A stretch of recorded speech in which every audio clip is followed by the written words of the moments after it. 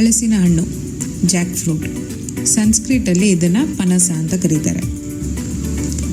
But ಮೇಯ್ನಾಗಿ ಹಲಸಿನ ಹಣ್ಣನ್ನ ಕಟ್ ಮಾಡೋದೇ ಒಂದು ದೊಡ್ಡ ಕೆಲಸ ಅಥವಾ ಕಷ್ಟದ ಕೆಲಸ ಅಂತಲೂ ಹೇಳ್ಬೋದು.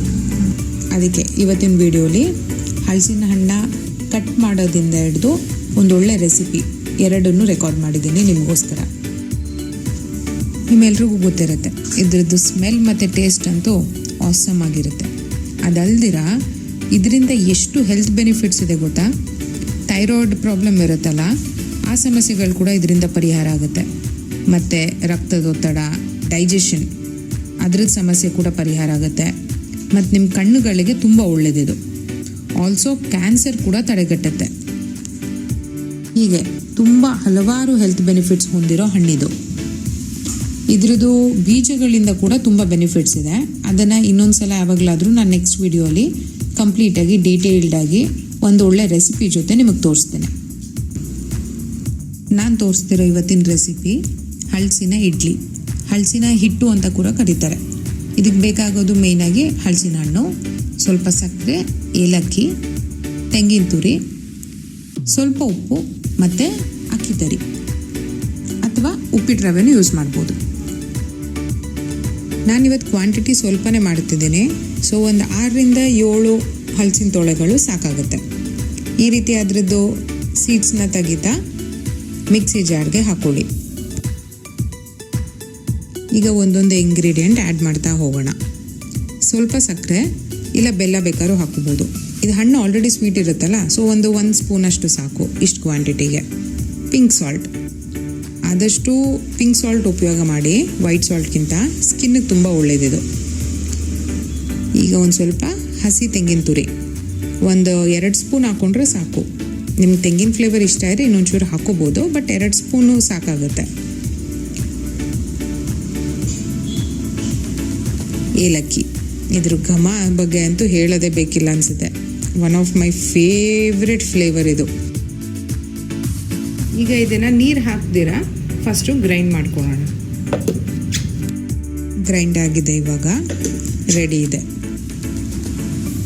ನೋಡಿ. ಈ ರೀತಿ ಕಾಣುತ್ತೆ ಕನ್ಸಿಸ್ಟೆನ್ಸಿ ನಿಮಗೆ. ನೀರು ಹಾಕಿಲ್ವಲ್ಲ, ಸೊ ಅದು ನೀಟಾಗಿ ಗ್ರೈಂಡ್ ಆಗಿರುತ್ತೆ. ಈಗ ಒಂದು ಬೌಲ್ಗೆ ಇಪ್ಪಲ್ಪೆಲ್ಲ ತಕ್ಕೊಬಿಡೋಣ. ನೋಡಿ ಈ ಥರ ಕನ್ಸಿಸ್ಟೆನ್ಸಿ ಬಂದಿದೆ. ನೀರು ಹಾಕಿಲ್ಲ ಇದಕ್ಕೆ, ನಾನು ಹಾಗೆ ಗ್ರೈಂಡ್ ಮಾಡಿದ್ದೀನಿ, ಅದಕ್ಕೆ ಅದು ಚೆನ್ನಾಗಾಗಿದೆ. ನೀರು ಹಾಕಿಬಿಟ್ರೆ ನಿಮ್ಗೊಂದೊಂದು ಸಲ ಅದು ಏಲಕ್ಕಿ ಮತ್ತು ತೆಂಗಿನಕಾಯಿ ಎಲ್ಲ ಕರೆಕ್ಟಾಗಿ ಗ್ರೈಂಡ್ ಆಗೋಲ್ಲ. ಈಗ ಸ್ವಲ್ಪ ಮಿಕ್ಸಿ ಜಾಡಿಗೆ ನೀರು ಹಾಕ್ಕೊಂಡು ಅದು ಲೆಫ್ಟ್ ಓವರ್ ಏನಿರುತ್ತೆ ಅದನ್ನು ಇದಕ್ಕೆ ಹಾಕ್ಕೋಬೇಡಿ. ನೆಕ್ಸ್ಟು ಅಕ್ಕಿ ತರಿ,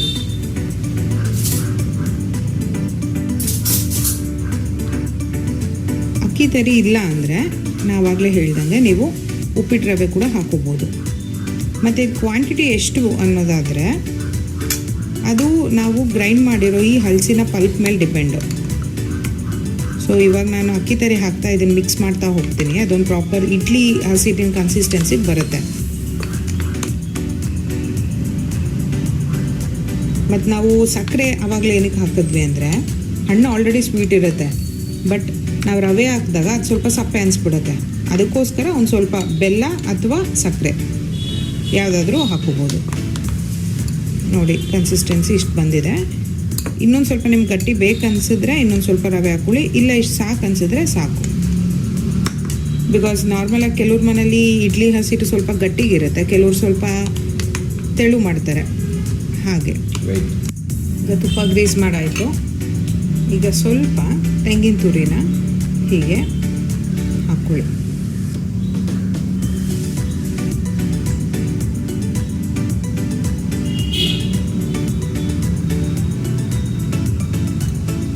ಆವಾಗ ನೀವು ಇಡ್ಲಿ ರೆಡಿ ಆದಮೇಲೆ ಅದನ್ನು ಟರ್ನ್ ಮಾಡಿದಾಗ ಪ್ರೆಸೆಂಟೇಷನ್ ಚೆನ್ನಾಗಿ ಕಾಣುತ್ತೆ.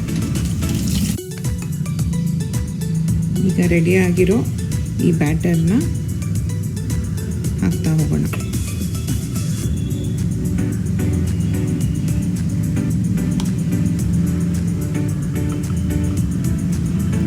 ಸ್ವಲ್ಪ ಜಾಸ್ತಿ ಬೇಕಾದರೆ ನೀವು ಜಾಸ್ತಿನೂ ಮಾಡಿ ಬ್ಯಾಟರ್ನ ಫ್ರಿಜ್ಜಲ್ಲಿ ಇಟ್ಕೊಂಡು ಒಂದು 2-3 ಡೇಸ್ ಯೂಸ್ ಮಾಡ್ಬೋದು, ಏನೂ ಆಗೋಲ್ಲ.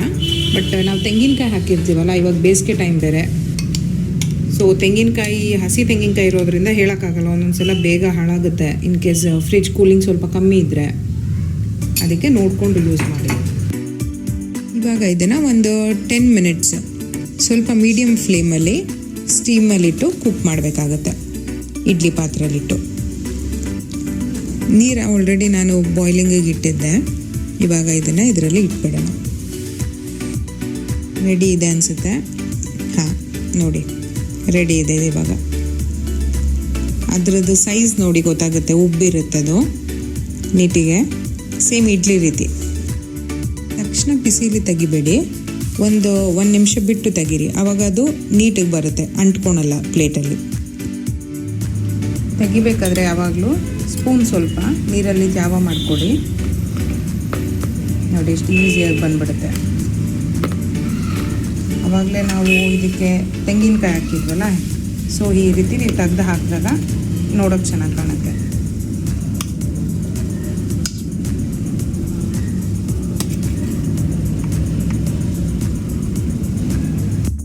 ಈ ರೀತಿ ಕಪ್ಗಳಲ್ಲಿ ಕೂಡ ನೀವು ಇಡ್ಲಿ ಮಾಡ್ಕೋಬೋದು, ಚೆನ್ನಾಗಿ ಕಾಣುತ್ತೆ. ಅದು ಈಸಿ, ತುಂಬ ಏನದು ಡಿಫಿಕಲ್ಟ್ ಅನ್ಸಲ್ಲ.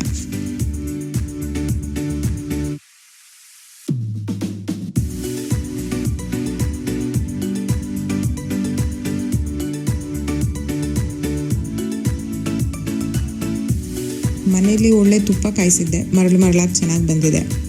ಈ ತುಪ್ಪದ ಜೊತೆ ಇಡ್ಲಿ ಸವಿಲಿಕ್ಕೆ ತುಂಬ ಚೆನ್ನಾಗಿರುತ್ತೆ. ಚಟ್ನಿ ಸಾಂಬಾರು ಏನೂ ಬೇಡ, ಮಕ್ಳಿಗಂತೂ ಸಖತ್ ಇಷ್ಟ ಆಗುತ್ತೆ. ಟ್ರೈ ಮಾಡಿ, ಹಲಸಿನ ಸೀಸನ್ ಇದೆ, ಮಿಸ್ ಮಾಡಬೇಡಿ. ರೆಸಿಪಿ ಹೇಗಿತ್ತಂತ ಎಲ್ಲರೂ ದಯವಿಟ್ಟು ಕಮೆಂಟ್ ಮಾಡಿ. ಇಷ್ಟ ಆದರೆ ಪ್ಲೀಸ್ ನಿಮ್ಮ ಫ್ರೆಂಡ್ಸ್ ಫ್ಯಾಮಿಲಿಗೆ ಶೇರ್ ಮಾಡಿ. ಮರೀದಿರ ಸಬ್ಸ್ಕ್ರೈಬ್ ಮಾಡಿ ಮತ್ತು ಲೈಕ್ ಮಾಡಿ.